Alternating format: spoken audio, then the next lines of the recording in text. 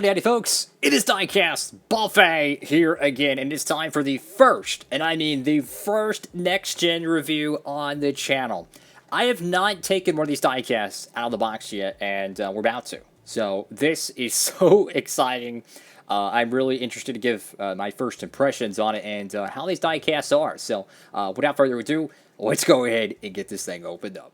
Alrighty, folks, right out of the good old box and check out this diecast. Oh my goodness, man, these next gen cars, they feel so different. Like the wheels, they feel like you could actually feel like the spokes and the textures of it. The cars feel they feel so much smaller. Like they really do. They feel so much smaller than the other the Gen 6 diecasts, and I'll be comparing these two. But like the Gen 6 diecast, it just feels larger, right? The next gen car feels so much more like aerodynamic and whatnot, even though the diecast might be a little bit more bulkier in certain proportions of it. But regardless, this is so cool, man. Oh, look at this next gen beauty, man. This is so cool. The Erik Jones, I believe this would be his primary paint scheme, the Focus Factor Chevrolet Camaro. So let's go ahead and dive into this this review here. This is so cool, man. I mean, this reminds you of like the Clash and the Fontana. This is so awesome. The diecast body is, or the body is still diecast metal. Everything else is plastic, just like the undercarriage. It is all plastic, like the previous generation car. Focus Factor there. Got your Chevrolet bow tie. 43 Sunoco. What is that? Petty GMS. Let's get a logo of this. This is a brand new merger from Petty and GMS coming to the Cup Series. Can't really read it because they don't have an outlining font. It's just a white lettering on a green background, which is kind of a double negative there, but regardless, it happens. The splitter, though, feels thicker than the previous generation there, which is interesting. So you go to the left side of the car, and I'm telling you, man, just the aero stance of these things are incredible, because you can actually see the small cutout right here on the left side.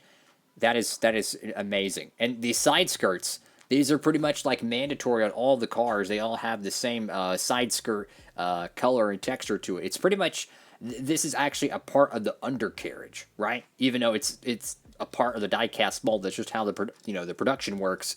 But essentially, the body line is actually where you see the green, the silver, and blue. Which, believe it or not, reminds me a lot of the Gen 4 cars, because most of the Gen 4 cars had black side skirts. So to see that on every race car nowadays just gives you kind of that artificial height kind of look to these cars. So you got Erik Jones right there. You can see how I guess you call it the greenhouse, so to speak, has a very similar stature to the not next gen, but the Toyota Supra. And I'll compare this right here. You can see how the front right here is pretty high, but the back end of it actually lowers down pretty substantially. So the greenhouse reminds me a lot of the Toyota Supra diecast, which is pretty interesting. And just for comparisons, let me grab a Chevrolet Camaro Gen 6. And I feel like the Gen 6 is just more flat across the board, right? So that is pretty interesting. Let's go ahead and keep digging here. So you got Focus Factor right there on the side. I'll be the first one to admit I would have left the numbers in the middle. That's just my honest opinion. You do see a little bit of some blue ink that is kind of rubbed off there. Unfortunately, it happens. You got Nutrition for the Brain. That's pretty cool. U.S. Air Force, Safety Clean. Got Cup Series, Goodyear. Got Mac Tools, STP, and I think it says Columbia. Trans Impact there. I would say, though, that the green on this diecast, it's actually not as bright as you see on camera. The green is a little bit more dull off camera, but the way, like the colors and stuff, the way the camera picks it up, it's actually a lot brighter on camera, which is a nice touch, which is probably why it looks so bright on the racetrack. Here's a great look at the rear, what do you call this? Not the splitter, the diffuser. That's the fun drinking word of the NASCAR Cup Series, is the diffuser, and how it has affected every track we go to. When they spin out, they don't want to damage the diffuser being towed around. It's just as important as the spoiler or the splitter, to tell you the truth. But it's actually really cool how they did this. So I think the original car still has some sort of a diffuser panel in the middle, but the way the rivets work, they have to remove something. But hey, I think it looks really cool. Got focus factor right there in the back end, Camaro ZL1. This is something very new to the next gen diecasts. As you can see the pop rivet design on the spoiler. Now, previously, this was only available on the Gen 6 raced versions. Well, now with the next gen cars, you could see that pop rivet design. So that's something really cool. Before we had a race version diecast, you would see those pop rivet designs there, but now you actually see them on, apparently, it looks like all or most of the next gen normal paint schemes, which is really, really nice. I love the wheels, though. I love the wheels. They remind me so much more of a production style wheel, just a normal kind of a BBS tuner wheel, if you will. Pun intended.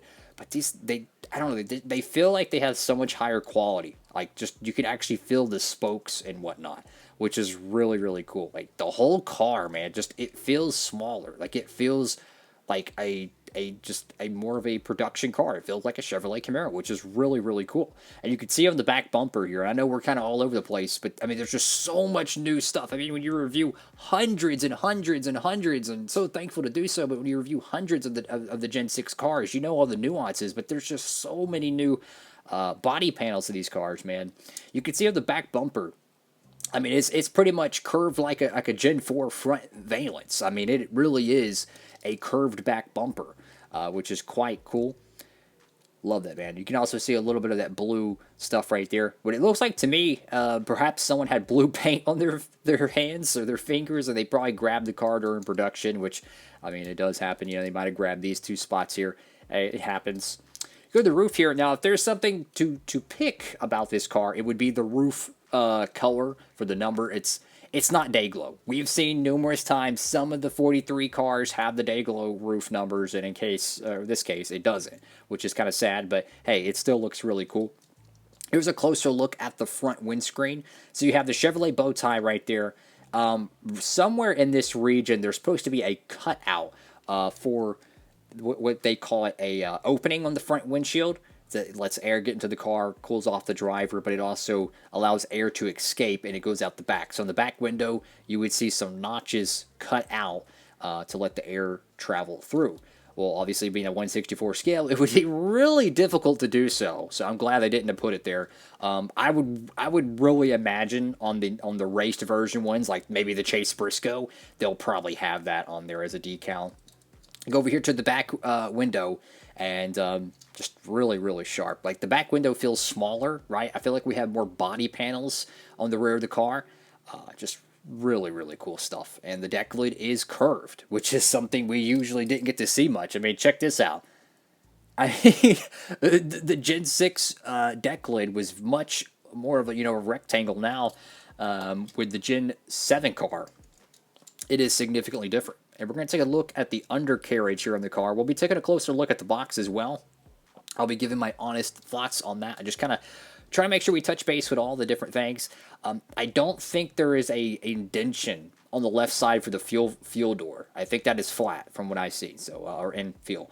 So some people like that, some people don't. If you're doing a road course one, it's probably good. Honestly, if you ask me, I'm okay with them not doing this, putting an indention here, because they run so many road courses. Some of those road courses require the fuel door to be on the right side because they run the track inverted.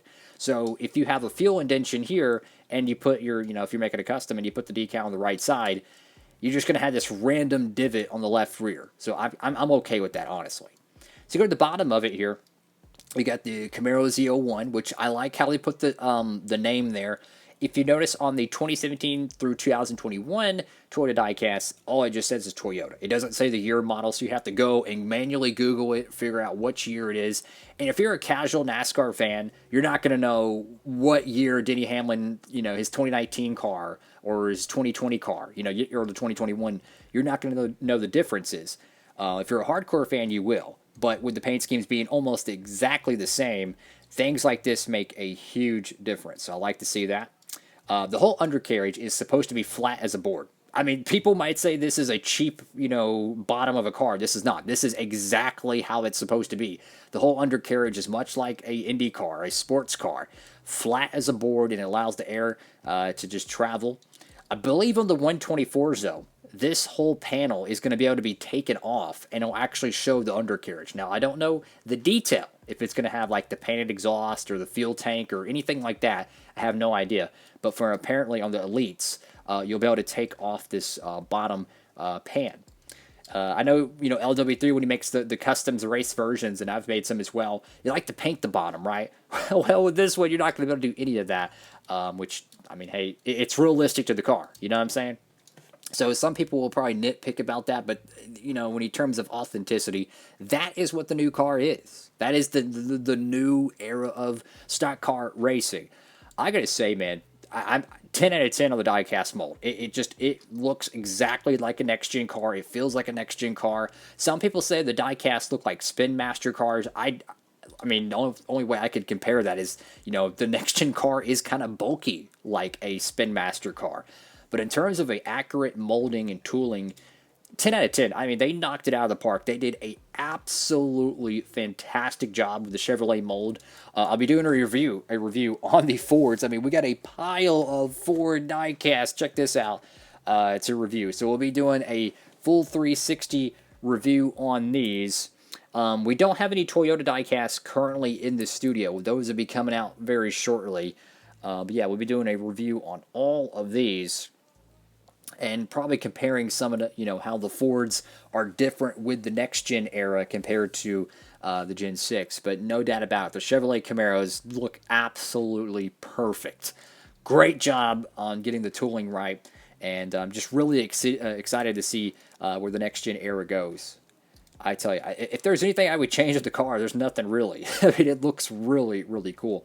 And I seen on LW3's video that the interior is a little bit different, like the way the shifter is and the dashboard. There's a little bit of some difference inside the car, which I like.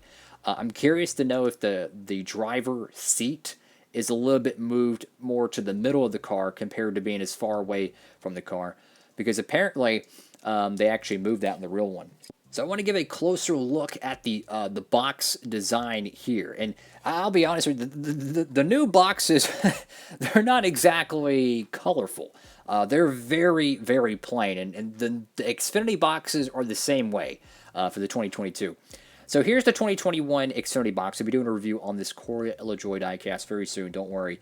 But you can see right off the bat, the colors are just not there. And to add even more variety, they differentiate between teams and paint schemes and drivers. So Kevin Harvick and Chase Elliott might have blue. Corey LaJoie has orange. Ryan Newman had green on his boxes.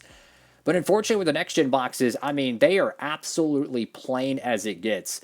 I go back through the years, and it reminds you of the 2014, 2015 boxes. And I'll be honest with you, those are probably the worst boxes of the Gen 6 era. I really hope this is a temporary thing. I hope down the road they add some color to these boxes, because to me, I love good presentation. And I look at the next-gen card backs, and they have the paint schemes and the colors, and it's amazing. But these cars are twice the price of the NASCAR Authentics line, yet they don't have any of the colors on them. So I don't get that. I really hope down the road somehow, some way, they can finally get like a 2009 style box. I mean, check this one out. This is a box design from 2003. Look how much detail. I know it's dusty, but check this out. I mean, look how much detail. This is a 2003 Michael Waltrip Hootie and the Blowfish car that was ran at the Chevrolet Monte Carlo 400, or the Chevy Rock and Roll 400 at Richmond. But you can just see the color is just absolutely fantastic. And even though the 2021 is still a far cry in terms of detail, because they had paint schemes like this for every different driver. It didn't matter if it was Martin Truex Jr.'s Busch car, or if it was Dale Jr., or if it was, heck, it was Tony Stewart. It didn't matter. They had so many unique box designs. I look at the 2021, it's a far cry, but it's still amazing compared to what we have in 2022. So my point being is that the boxes to me are really a disappointment. Now, in the video on this, which one of these cars look more like a Gen 4 stock car? If you ask me, the Gen 7 car reminds me so much of a Gen 4. The way, when you look at the front of the car, the way the windshield is so curved back, it just gives you that Gen 4 kind of an aerodynamic bullet vibe to it. Amazing stuff, guys. Make sure to pick up yourself a next-gen 164 diecast. They are totally worth it. I recommend not getting them at the racetrack because they're like $15 after tax. Don't go and, get the $50 ones, the early releases on eBay, because you just be patient and you can get them for like $10 from our friends over there at Circle B Diecast. And if you want to save on shipping, guys, you know what to do. Promo code down below, guys. Use code Diecastbuffet for any orders, $30 or more, guys, and you'll be able to save on shipping, which it comes in clutch, especially nowadays. But absolutely, man. Absolutely recommend it. They nailed it. They could have screwed this up. They could have dropped the ball, but I truly believe they nailed it. This is an incredible 164 replica of Erik Jones's diecast, guys. Make sure to pick up yours today. Have a great one, everybody. Like, comment, and subscribe. Diecast Buffet. Signing off.